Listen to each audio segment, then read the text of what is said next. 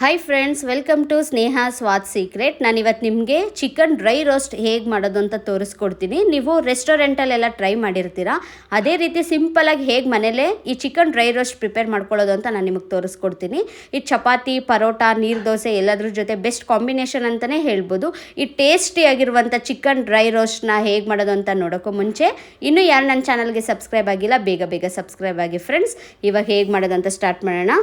1 kg chicken ತೊಗೊಂಡಿದ್ದೀನಿ. ನಾನಿಲ್ಲಿ ಒಂದು ಈರುಳ್ಳಿ ತೊಗೊಂಡಿದ್ದೀನಿ, ನೋಡಿ ಸ್ಲೈಸ್ ಮಾಡಿ ಇಟ್ಕೊಂಡಿದ್ದೀನಿ. ಹಾಗೆಯೇ 2 ಟೊಮೆಟೊ ಸಣ್ಣದಾಗಿ ಕಟ್ ಮಾಡಿ ಇಟ್ಕೊಂಡಿದ್ದೀನಿ. ಸ್ವಲ್ಪ ಕೊತ್ತಂಬರಿ ಸೊಪ್ಪು, ಹಾಗೆಯೇ ಇದು ಚಕ್ಕೆ ಲವಂಗ ಎರಡನ್ನೇ ಹಾಕಿರೋದು, ಗರಂ ಮಸಾಲೆ ಎಲ್ಲ ಹಾಕ್ತಾ ಇಲ್ಲ. ಇದೆರಡೂ ಸಣ್ಣದಾಗಿ ಕುಟ್ಟಣಿಗೆಯಲ್ಲಿ ಕುಟ್ಟಿ ಪುಡಿ ಮಾಡ್ಕೊಂಡಿದ್ದೀನಿ.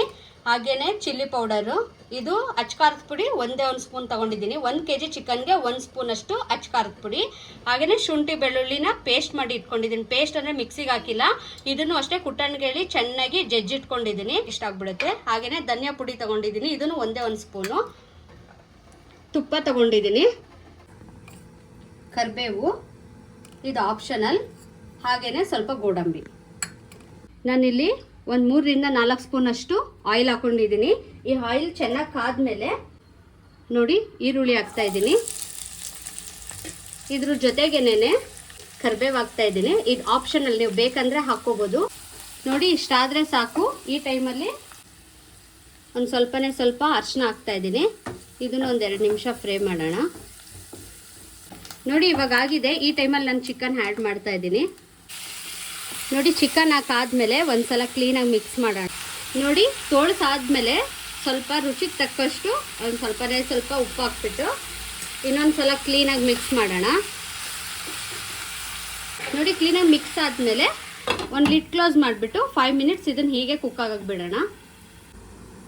ನೋಡಿ ಲಿಡ್ ಓಪನ್ ಮಾಡ್ತಾ ಇದ್ದೀನಿ.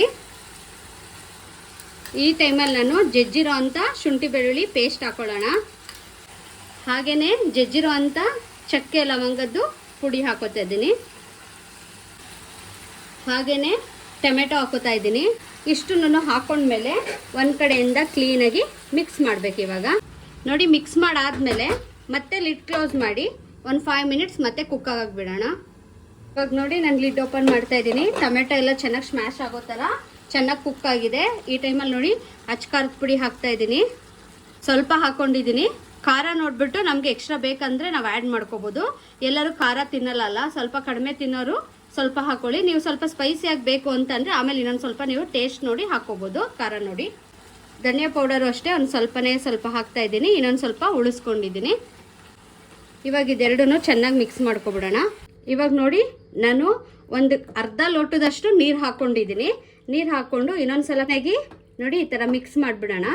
ಮಿಕ್ಸ್ ಮಾಡಿಬಿಟ್ಟು ಒಂದು ಲಿಡ್ ಕ್ಲೋಸ್ ಮಾಡಿ ಮೀಡಿಯಮ್ ಫ್ಲೇಮಲ್ಲೇ ಇರಲಿ, ಐ ಫ್ಲೇಮ್ ಬೇಡ, ಮೀಡಿಯಮ್ ಫ್ಲೇಮಲ್ಲೇ ಒಂದು 10 ನಿಮಿಷ ಕುಕ್ ಆಗಕ್ಕೆ ಬಿಟ್ಬಿಡೋಣ.